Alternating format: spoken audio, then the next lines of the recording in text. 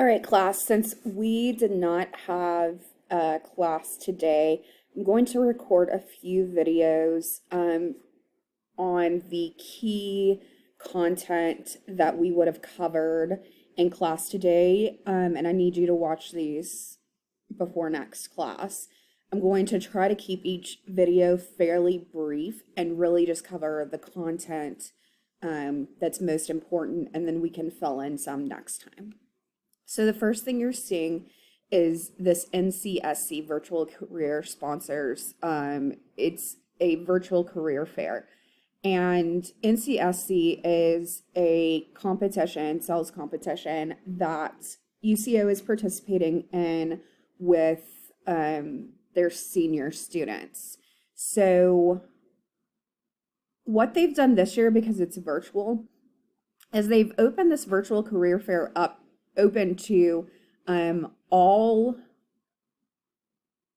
students from competing universities. So that means that you can actually do this virtual career fair. All you need to do is go to this link. And this slide is posted in the content for this week. And then register here, or if you want to learn more about the companies, so there's full-time positions as well as internships anywhere from specific states to nationwide. But look over that if you're interested, and I would definitely take this opportunity because a lot of these companies do not necessarily come to campus at UCO, so it's a good opportunity for you to get virtual time with these companies. All right, so moving on, we're going to talk about understanding buyers. So understanding buyers is really important because in order for you to sell to buyers, you need to understand how business buyers purchase. So there's two general markets: consumer markets, which would be you and I, and then business markets. And then you see these broken out into three types of business markets. You have governments, firms, institutions. So we are going to focus on firms. Why not the government? Why not institutions? Because they have a more complex and different purchase process than a regular business would. And so government's obviously going to include any type of government, institutions, hospitals, universities, all would fall under that. So we're not going to sell to or focus on selling to those types. Likely if you're in sales, there is or are specialized salespeople that sell to those, and you could become one over time. But for the sake of this class, we're going to focus on firms. So the biggest thing you need to know from this slide is these last three things.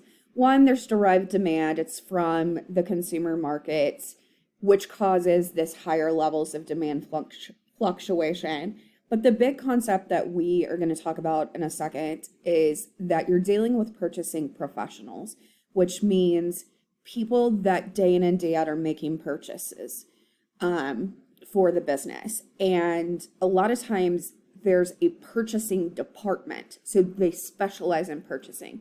So you also have to be very knowledgeable in selling. Likely there's more than one influence on the purchase process. And so we'll talk about the buying center concept. And as I've mentioned before, there are close buyer-seller relationships, and that's what we are looking to develop. There are three types of selling situations, and you can look at, the decision type and in terms of information needs, financial risk, alternatives, etc., and influences here. But they go from routine rebuy, so a rebuy, which is going to be a routine situation. Rebuy is going to be that someone is purchasing again from you exactly the same as before. There are no changes. So All of these things are going to be low, minimal, none. Modified rebuy, something is changing. So either they're adding on a product or service and they already do business with you, or maybe they're familiar with purchasing the product or service, but not familiar with your firm.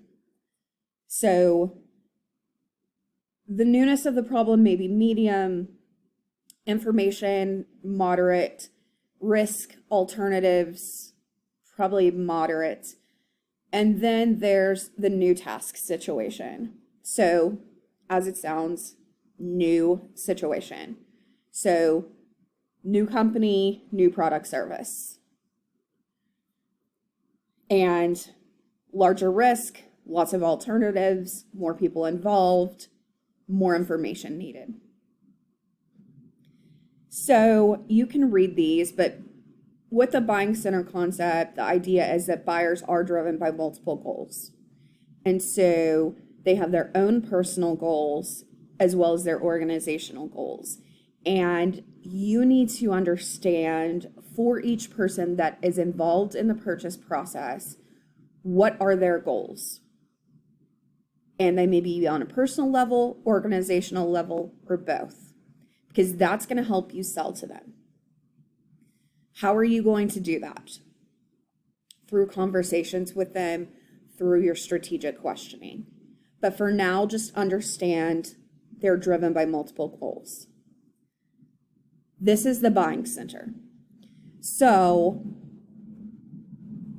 in the buying center, you have multiple people that are going to impact the purchase process. And each person in that process is going to be driven by different and some same goals. So let's go through each of these roles. And before I go through each of these roles, let me say that someone can have multiple roles. So someone could be an initiator and a user. And I'll give you an example of that in a second. But just starting with the definition of these, an initiator is the person that initiates the purchase decision or purchase process, initiating the purchase.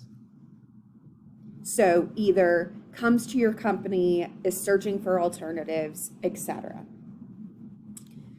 A user is going to use the product or service.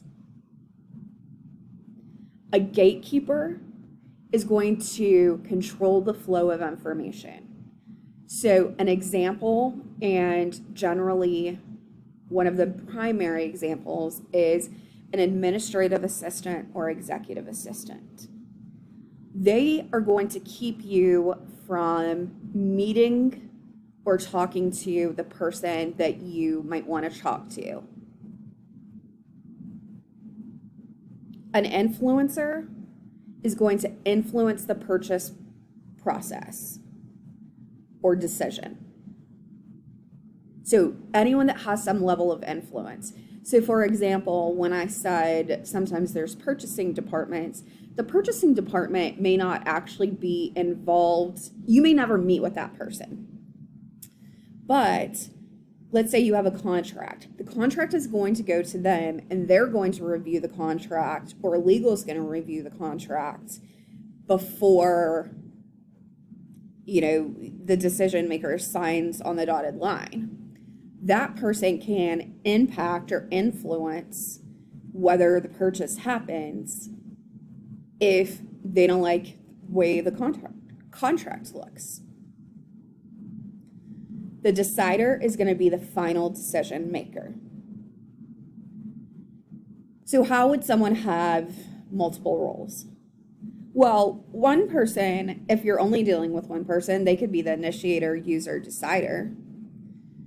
An example from my work history where I'm actually in the buying center and someone is selling to me. We were looking for an investor relations CRM system, a new one, And so my boss, who would be the decider, tasked me with going out and finding alternatives to the one we had. So initiating the purchase process with these other vendors.